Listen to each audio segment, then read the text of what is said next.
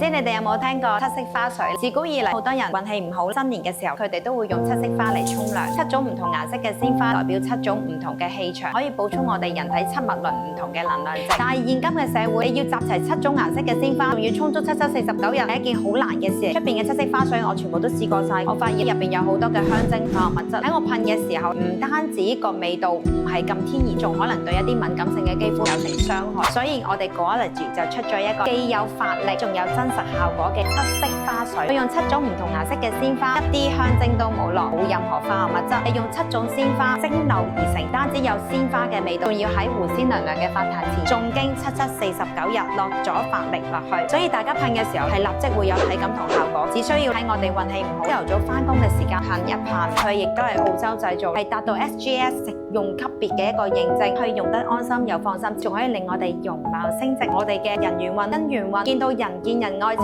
見車載。呢一支狐仙娘娘水，大家一定要收藏佢啊！